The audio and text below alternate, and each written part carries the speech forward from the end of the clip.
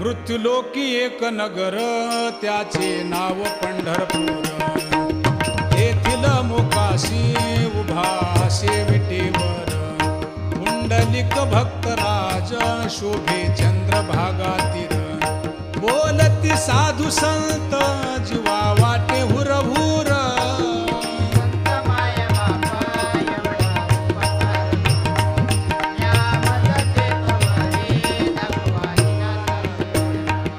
मज नाही हात पाय डोळा पडली झांपड. कर्ण हे बधीर झाले वाचा